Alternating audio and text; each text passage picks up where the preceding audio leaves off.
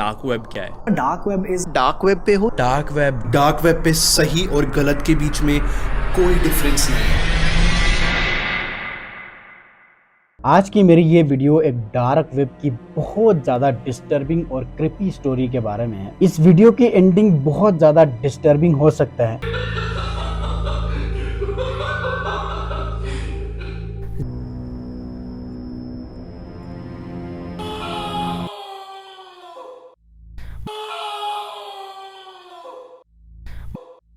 इसलिए मैं अभी ही आपको बता दूं, अगर आप में ऐसी वीडियोस देखने की हिम्मत और हौसला नहीं है, then you can leave right now. अगर फिर भी आप कंटिन्यू करना चाहते हैं तो हम शुरू करते हैं। तो ये स्टोरी शुरू होती है एक एंजेलो नामी लड़के से। एंजेलो कोई आम लड़का नहीं था, बल्कि कम्प्लीटली एडिक्टेड लड़का था। ये लड़का अमेरिका का एक रिहायशी था। इसके कोई खास दोस्त नहीं थे। वो किसी से ज्यादा बातें करना पसंद नहीं करते थे। अपने रूम में बंद होकर मुख्तलिफ ड्रग्स को एक्सप्लोर करना उसका एक पेशा बन चुका था। वक्त गुजरने के साथ साथ मार्केट में जो ड्रग्स मिलते हैं वो उसके लिए आम चीज बन गई थी। अब इन सारे ड्रग्स को इस्तेमाल करने से उसके जिस्म में कोई खास असर नहीं पड़ता था। इसलिए ये लड़का नए ड्रग्स की तलाश में तड़प रहा था। नए और एडवांस ड्रग्स ढूंढते ढूंढते ये पहुंच जाता है डार्क वेब पर। उससे ये पता चलता है कि डार्क वेब एक ऐसी जगह है जहां पर मुख्तलिफ किस्म के ड्रग्स बासानी मिल सकते हैं। और डार्क वेब को एक्सप्लोर करते करते वो पहुंच जाता है डार्क वेब पर मौजूद सबसे बड़ा drug empire the silk road website पर। अब मैं आपको शॉर्टली बताऊंगा सिल्क रोड है क्या चीज।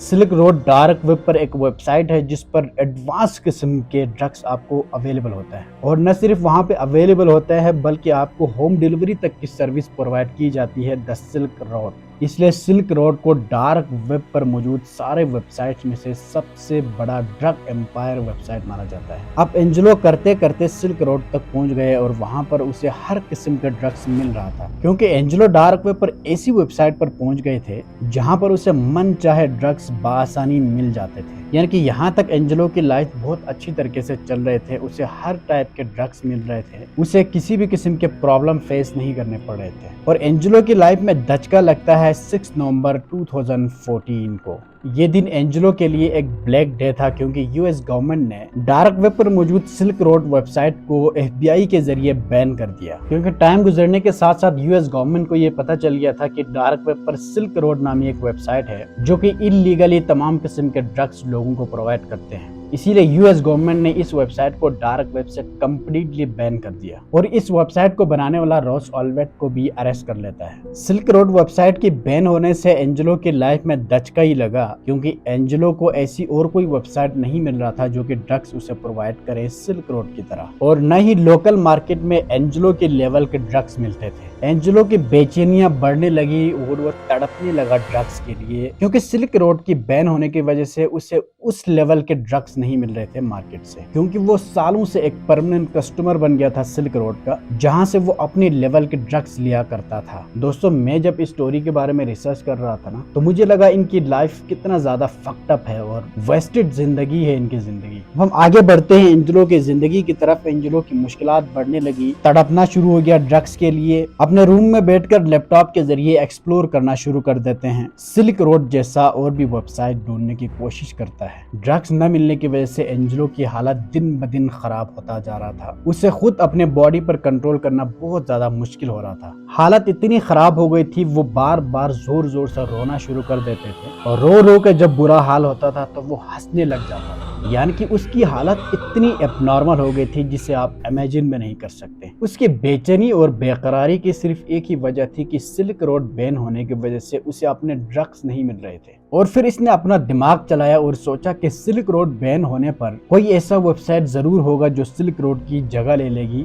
और लोगों को ड्रग्स जरूर पहुंचा देगी। ये सोचने के बाद एंजेलो फिर पहुंच जाता है डार्क वेब के ऊपर और ऐसी वेबसाइट के बारे में मालूमात लेना शुरू कर देते हैं। और बहुत ज्यादा कोशिश करने के बाद उसे एक और वेबसाइट मिल जाता है जो बिल्कुल सिल्क रोड के लेवल पर काम कर रहे होते हैं डार्क वेब के ऊपर, और उस वेबसाइट का नाम है अल्फा बे। और एंजेलो को ये पता चलता है कि अल्फा बे एक ऐसा वेबसाइट है डार्क वेब के ऊपर जहां पर मॉडिफाइड ड्रग्स मिलते हैं और ड्रग्स के साथ आपको एक बंदा भी दिया जाता है जो उस ड्रग को आपके जिस्म में इंजेक्ट कर सकते हैं। एंजेलो को जो ही सारी इंफॉर्मेशन मिल जाती है अल्फा बे वेबसाइट के बारे में, वो बिना सोचे समझे ड्रग्स के लिए ऑर्डर करते हैं। ऑर्डर करने के बाद बंदा ड्रग्स लेके आता है एंजेलो के घर पे और एंजेलो को इंजेक्ट करके चले जाते हैं। कुछ दिनों तक ये रूटीन बना रहा और एंजेलो अपनी जिंदगी फिर से जीने लग गया था। मतलब उसे ड्रग्स रेगुलरली फिर से मिलने लगा और एंजेलो जब भी ड्रग ऑर्डर करता था वही सेम बंदा आकर ड्रग्स एंजेलो के जिस्म में इंजेक्ट करके चला जाता था और वक्त गुजरने के साथ साथ ये बंदा एंजेलो का ड्रग बडी बन चुका था। फिर एक दिन एंजेलो आउट ऑफ क्यूरियोसिटी इस बंदे को इसका नाम पूछ लेते हैं और वो बंदा अपने नाम बताने से साफ साफ इनकार कर देते हैं और इस बंदे ने ये भी बताया कि कुछ रीजन की वजह से मैं अपना नाम आपके साथ शेयर नहीं कर सकता। इस तरह करते करते ये रूटीन कुछ टाइम के लिए फिर से चलने लग जाते हैं और एक दिन एंजेलो फिर डार्क वेब के ऊपर मुख्तलिफ ड्रग्स के बारे में एक्सप्लोर कर रहा था। उतने में उसे एक नोटिफिकेशन रिसीव होता है। उस नोटिफिकेशन में एंजेलो को एक नए ड्रग्स के बारे में मालूमात दिया जाता है और उस नए ड्रग का नाम था इंग्रेव्ड यूरेनियम और नोटिफिकेशन में ये भी लिखा हुआ है कि ये ड्रग सिर्फ लिमिटेड एडिशन है और इसके कुछ लिमिटेड अमाउंट ही मार्केट में अवेलेबल है।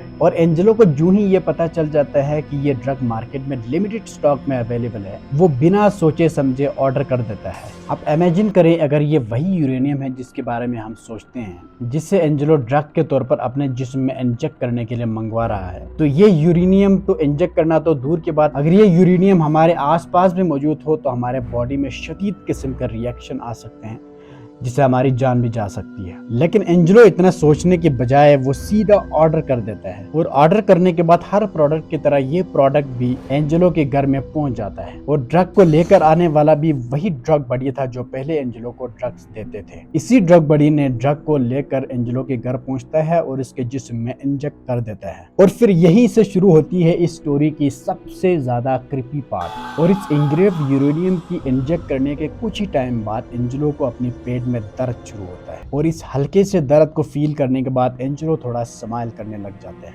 और ये दर्द 5 से 6 सेकंड के बाद इतनी सख्त दर्द में बदल जाता है जो हम इमेजिन में नहीं कर सकते। एंजेलो दर्द की वजह से चीखने लग जाते हैं और चीखते चीखते वो जमीन पर गिर पड़ते हैं। जमीन पर गिर कर वो चीखने लग जाते हैं, चिल्लाने लग जाते हैं। एंजेलो को ये लग रहा था जो ड्रग्स इसने अपने बॉडी में इंजेक्ट कराया है वही ड्रग इसके बॉडी के हर पार्ट को जला रहा है। दर्द के मारे चीख रहे थे और चीखते हुए वो सिर्फ यही बात कर रहा था कि I am burning inside, please help me.